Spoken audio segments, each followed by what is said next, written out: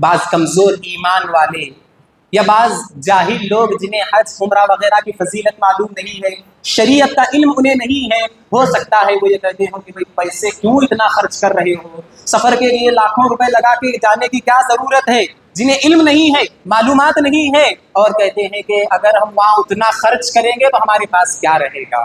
اللہ اکبر! ایسے نادانوں کو معلوم ہونا چاہیے کہ حج اور عمرہ انسان کی فقیری کو دور کر دیتا ہے۔ انسان اگر فقیر ہے، حج اور عمرہ کرتا ہے تو اللہ رب العالمین اسے مالدار کر دیتا ہے، غنی کر دیتا ہے۔ سبحان اللہ۔ يا أيها الذين آمنوا إذا نودي للصلاة من يوم الجمعة فاسعوا إلى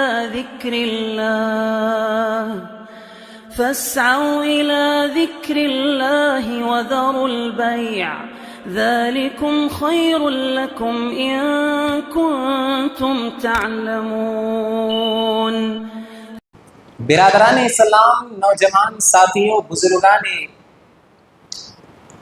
دین اور پردہ نشین خواتین اسلام، خطبہ مسنونہ کے بعد میں نے جس آیت کے ٹکڑے کو آپ لوگوں کے سامنے پیش کیا ہے، اس مناسبت سے خطبہ جمعہ کا عنوان انشاءاللہ فرضیت حج کے شرائط اور حج کی فضائل کی مناسبت سے ہوگا۔ معزز حاضرین، حج کے ایام شروع ہو چکے ہیں یا شروع ہونے والے ہیں۔ ابھی کچھ دنوں میں دنیا کے کونے کونے سے حج کا ارادہ کرنے والے حج کا ترانہ لبیک اللہم لبیک گنگناتے ہوئے بیت اللہ کی طرف یہ سفر جو ہے وہ شروع کریں گے۔ برادران اسلام، حج کے لیے نکلنے والے وہ لوگ جب وہاں پہنچتے ہیں تو اللہ کے نبی صلی اللہ علیہ وسلم کے بتائے ہوئے طریقے کے مطابق مشاعر مقدسہ مزدلفہ، مینا اور عرفات میں وقوف کریں گے، اور یہاں سے جاتے ہوئے دو سفید کپڑوں کے ٹکڑوں کو لپیٹ کر، جسے احرام کہا جاتا ہے، سفر حج پر جو ہے روانہ ہوتے ہیں، جس میں نہ کوئی امیر ہوگا، نہ کوئی غریب ہوگا، نہ کوئی فقیر ہوگا، نہ کوئی گورا ہوگا، نہ کوئی کالا ہوگا، بلکہ دنیا کے تمام انسان برابر جو ہے وہی لباس پہن کر بیت اللہ کی طرف روانہ ہوں گے، اور وہاں جا کر اسلام کی جو بنیادی اور پانچواں اہم رکن ہے حج، اس کو ادا کرتے ہوئے سیدنا ابراہیم علیہ السلام اور سیدنا اسماعیل علیہ السلام کی قربانیوں کے ساتھ اپنا تعلق جوڑیں گے۔ میرے بھائیوں، حج یہ وہ عبادت ہے جس میں ایک ساتھ کئی چیزیں جو ہے شامل ہو جاتی ہیں، جیسے مال ہے، جسم ہے، روح ہے، یہ تمام کی تمام چیزیں اسی ایک عبادت میں جمع ہو جاتی ہیں، اسی لیے یہ بڑی اہم اور نمایاں جو ہے عبادت ہے۔ آئیے اسی مناسبت سے میں آپ لوگوں کے سامنے حج کے فرض ہونے کی کیا شرطیں ہیں جو ہے ذکر کرتا چلوں۔ میرے بھائیوں، جس طرح ہر عبادت کے قبول ہونے کے لیے اس شرط کا پایا جانا ضروری ہوتا ہے، اسی طرح حج کی فرضیت کے لیے بھی یہ شرط ضروری ہے، اور وہ شرط کیا ہے؟ ایمان کا اور اسلام کا ہونا۔ اگر کوئی شخص کلمہ شہادتین اشہد ان لا الہ الا اللہ واشہد ان محمدا عبدہ ورسولہ کو اپنی زبان سے کہتا نہیں، اپنے دل سے اقرار کرتا نہیں، اور اس کے تقاضے کے مطابق عمل نہیں کرتا، تو اس کا حج قابل قبول نہیں ہے۔ لہذا حج کے فرض ہونے کے لیے سب سے پہلی شرط مسلمان کا ہونا ہے، اور وہیں اہل علم نے حج کے فرض ہونے کے لیے جو دوسری شرط رکھی ہے وہ عقل کا ہونا ہے۔ عقل مند ہی جو ہے حج کر سکتا ہے۔ اس لیے کہ اللہ رب العالمین نے مجنون اور دیوانے پر سے قلم کو اٹھا لیا ہے. اب اس کی کوئی نیکی ہو یا کوئی گناہ لکھا نہیں جاتا، اسے مرفوع القلم کہا جاتا ہے. اسی لیے حج کی فرضیت کی دوسری شرط عقل کا ہونا ہے، اور حج کے فرض ہونے کے لیے جو تیسری شرط اہل علم نے بیان کی ہے وہ بلوغت کا ہونا ہے. چاہے وہ مرد ہو یا عورت، بالغ ہونا ضروری ہے. اگر کوئی چھوٹا بچہ حج کرتا ہے تو اس کی حج کی فرضیت پوری نہیں ہوتی، بلکہ جب وہ بالغ ہو جاتا ہے اور جب اس کے پاس تمام شرائط پائے جاتے ہیں تب اس کے اوپر دوبارہ حج کرنا فرض ہوتا ہے. لہذا حضرت عبداللہ ابن عباس رضی اللہ تعالی عنہما بیان کرتے ہیں، ایک عورت اللہ کے نبی صلی اللہ علیہ وسلم کی خدمت میں حاضر ہوئی. کہنے لگی، اے اللہ کے نبی صلی اللہ علیہ وسلم، اس کے ہاتھ میں ایک چھوٹا بچہ تھا. وہ اللہ کے نبی کو دکھا کر کہنے لگی کہ کیا اے اللہ کے نبی یہ بچہ حج کر سکتا ہے؟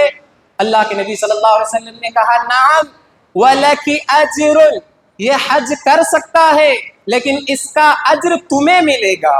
تو اس سے کیا بات معلوم ہوئی کہ چھوٹے بچے پر حج فرض نہیں ہے، ہاں البتہ جب وہ بالغ ہو جاتا ہے تو اس کے اوپر حج فرض ہو جاتا ہے. اسی طرح چوتھی شرط ہے استطاعت کا ہونا، طاقت کا ہونا. اور طاقت میں دو چیزیں ہیں، پہلی چیز ہے مال کی طاقت اور دوسری چیز ہے جسمانی طاقت. لہذا اللہ رب العالمین نے قرآن مجید میں ذکر کرتے ہوئے کہا، وَلِلَّهِ عَلَى النَّاسِ حِجُّ الْبَيْتِ مَنِ اسْتَطَاعَ إِلَيْهِ سَبِيلًا، اور لوگوں پر بیت اللہ کا حج فرض ہے، اللہ رب العالمین کے لیے جو راستے میں جانے کی طاقت رکھتا ہے. صحابہ کرام نے پوچھا، اے اللہ کے نبی صلی اللہ علیہ وسلم، اس طاقت کا مطلب کیا ہے، اس استطاعت کا مطلب کیا ہے؟ اللہ کے نبی نے کہا، الزاد والراحلۃ، کہ جو سفر پر نکل رہا ہے تو اس کے لیے توشہ ہونا چاہیے اور اس کے پاس سواری کا انتظام ہونا چاہیے. اب توشہ اور سواری کا مطلب مال کا ہونا ہے. جس طرح آج ہم فلائٹ وغیرہ کے لیے پیسے خرچ کرتے ہیں تو پہلی چیز مال کی طاقت اور دوسری وہ ہے جسمانی طاقت. اور اگر جسمانی مال کی طاقت تو ہے، مال اتنا زیادہ ہے کہ حج کر سکتے ہیں، لیکن جسم طاقتور نہیں ہے، بیمار ہیں، معذور ہیں، حج نہیں کر سکتے، لیکن وہ شخص اپنا مال خرچ کر کے کسی دوسرے شخص کو حج بدل کے طور پر بھیجے. اور وہاں بھی ایک چیز ضروری ہے کہ جس شخص کو وہ حج کے لیے بھیج رہا ہے وہ شخص پہلے ہی سے اپنا حج کیا ہوا ہو. لہذا حضرت عبداللہ ابن عباس رضی اللہ تعالیٰ عنہما بیان کرتے ہیں، جہینہ قبیلے کی ایک عورت اللہ کے نبی صلی اللہ علیہ وسلم کی خدمت میں حاضر ہوئی. کہنے لگی، انی امی نظرت ان تحج، اے اللہ کے نبی صلی اللہ علیہ وسلم، میری ماں نے حج کی نظر مانی تھی، میری ماں حج کی جو ہے نظر مانی تھی. فلم تحج حتی ماتت، لیکن وہ حج نہیں کر سکتی یہاں تک کہ اس کا انتقال ہو گیا. حج کی نظر تو مانی تھی لیکن جو ہے حج کرنے سے پہلے اس کا انتقال ہو گیا. افاحج عنہا، اے اللہ کے نبی، کیا میں میری ماں کی طرف سے حج کر سکتی ہوں؟ اللہ کے نبی صلی اللہ علیہ وسلم نے کہا، نعم حجی عنہا، تم اپنی ماں کی طرف سے حج کر سکتی ہو. تو لہذا اس سے ہمیں جو ہے اہل علم نے ایک بات یہاں یہ بھی ذکر کی، جیسا کہ اس سے پہلے بھی میں نے کہا، کہ اس کے لیے ضروری ہے کہ جو حج بدل کر رہا ہے وہ پہلے ہی سے اپنا حج کیا ہوا ہو. بھئی پہلے وہ اپنی فرضیت ادا نہیں کر سکا تو دوسرے کی فرضیت کیسے ادا کر سکے گا؟ لہذا حج کے فرض ہونے کی کتنی شرائط میں نے بیان کی؟ 4 شرطیں. پہلی شرط مسلمان کا ہونا، دوسری شرط عقل کا ہونا، تیسری شرط بلوغت کا ہونا، اور چوتھی شرط استطاعت طاقت کا ہونا. اور بعض اہل علم نے جو ہے 5 شرطیں بیان کی ہیں. کتنی؟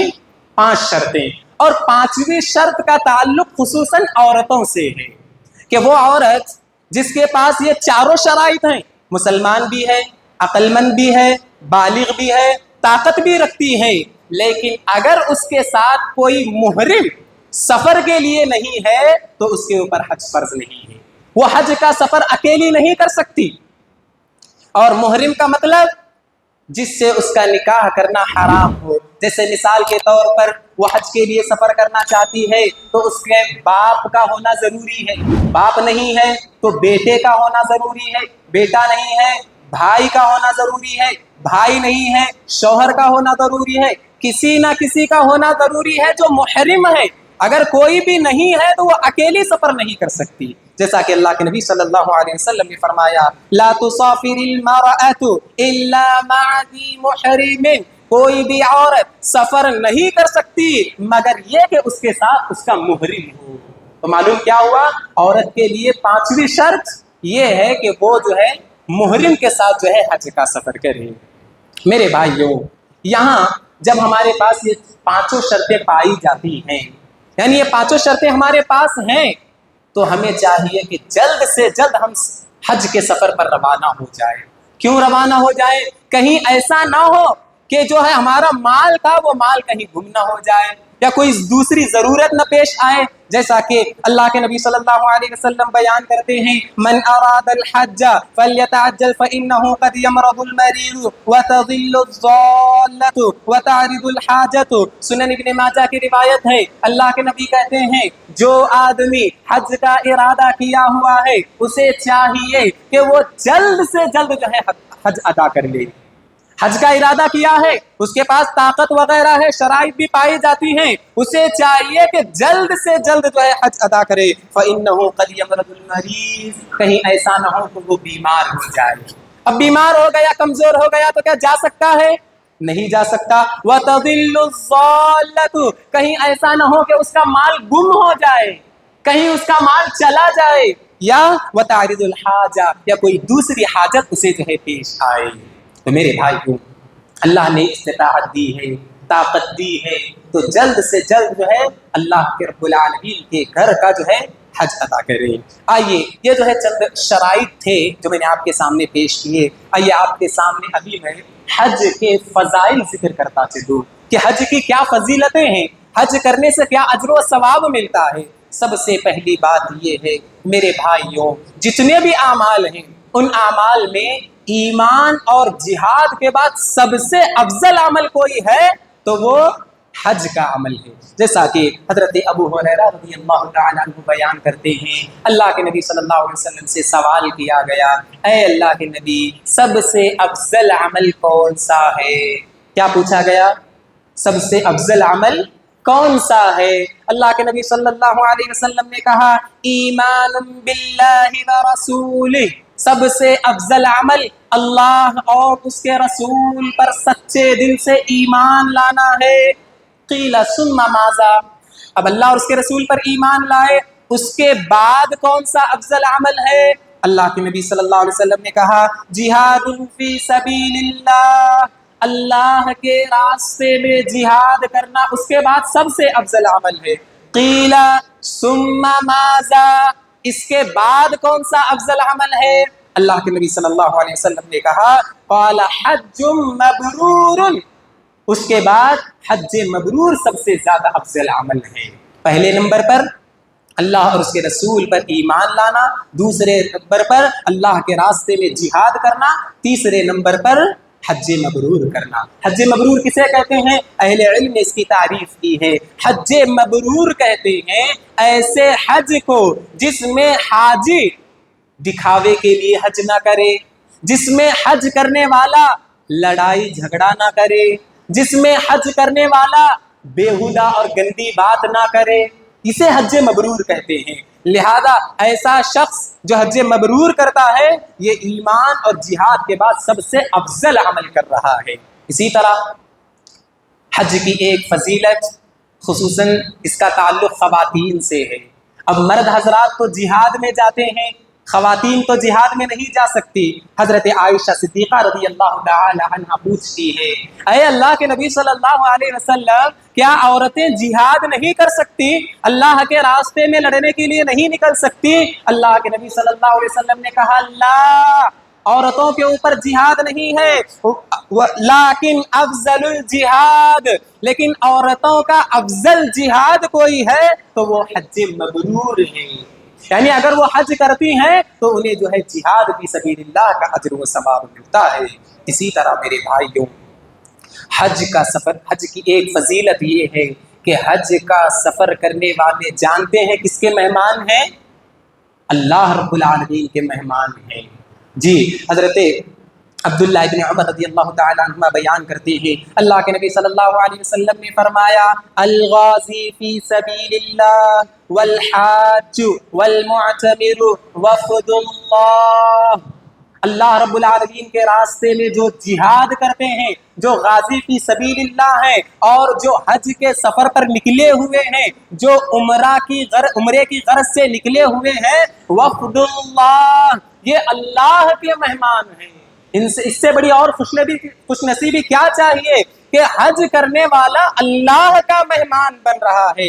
آگے اللہ کے نبی کہتے ہیں، دعاہم فاجابوا، جب بھی یہ دعا کرتے ہیں اللہ ان خوش نصیبوں کی دعا قبول کرتا ہے۔ وسألوه فأعطاہم، جب بھی یہ سوال کرتے ہیں اللہ رب العالمین انہیں عطا کر دیتا ہے۔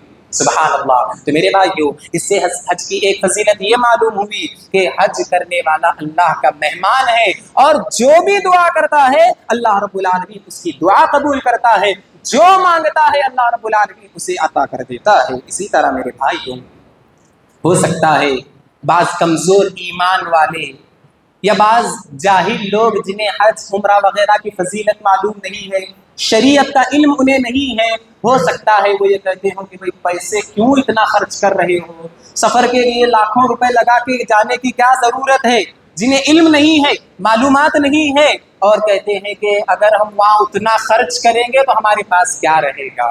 اللہ اکبر۔ ایسے نادانوں کو معلوم ہونا چاہیے کہ حج اور عمرہ انسان کی فقیری کو دور کر دیتا ہے۔ انسان اگر فقیر ہے، حج اور عمرہ کرتا ہے تو اللہ رب العالمین اسے مالدار کر دیتا ہے، غنی کر دیتا ہے۔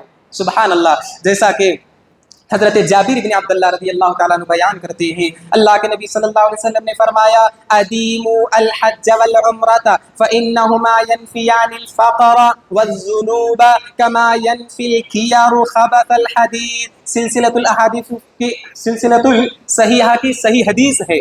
کیا ہے؟ اللہ کے نبی صلی اللہ علیہ وسلم کہتے ہیں حج اور عمرہ کرتے رہو۔ کیا کہتے ہیں اللہ کے نبی؟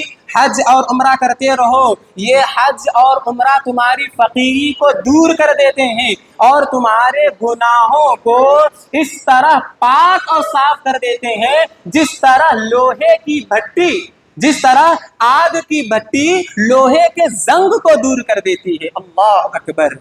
جس طرح آگ کی بھٹی لوہے کے میل و کچیل، لوہے کے زنگ کو دور کر دیتی ہے، یہ حج اور عمرہ انسان کے گناہوں کو اس طرح جو ہے مٹا دیتا ہے۔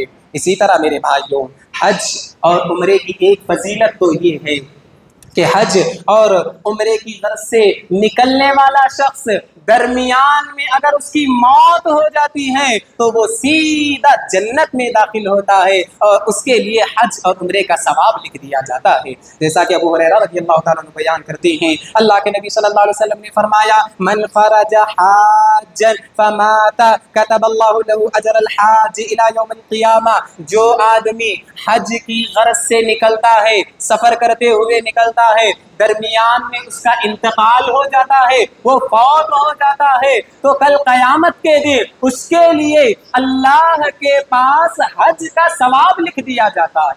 حج بھی کیا نہیں ہے، نکلا تھا لیکن درمیان میں انتقال ہو گیا تو اس کے لیے حج کا ثواب بھی لکھ دیا جاتا ہے اور اسے سیدھا جنت میں داخل کیا جاتا ہے۔ اسی طرح میرے بھائیوں، حج اور عمرہ کرنے والے کی ایک فضیلت یہ ہے کہ کل قیامت کے دن ایسا خوش نصیب آدمی تلبیہ کہتے ہوئے اپنی قبر سے اٹھے گا۔ تلبیہ کسے کہتے ہیں؟ لبیک اللہم لبیک، حج کرنے والا، عمرہ کرنے والا یہ تلبیہ پڑھتا ہے، تو تلبیہ پڑھتے ہوئے وہ نکلتا ہے سفر میں اور حج اور عمرہ کرتا ہے، اس کا انتقال ہو جاتا ہے تو کل قیامت کے دن وہ یہ کلمات کہتے ہوئے اٹھے گا، جیسا کہ حضرت عبداللہ ابن عباس رضی اللہ تعالیٰ عنہما بیان کرتے ہیں کہ ایک شخص اللہ کے نبی صلی اللہ علیہ وسلم کے ساتھ حج کے لیے نکلا اور وہاں حج کے جو بھی مناسک تھے ان مناسک کو ادا کرتے ہوئے میدان عرفات، جہاں حاجی کے لیے کھڑا ہونا ضروری ہے، جس میدان میں تمام حاجی جمع ہو کر کھڑے ہوتے ہیں، وہاں وہ وقوف کرتے ہیں، اتفاق سے ان کی اونٹنی اس شخص کو نیچے گرا دیتی ہے، جس سے اس شخص کی گردن ٹوٹ جاتی ہے اور اسی میں اس کا انتقال ہو جاتا ہے۔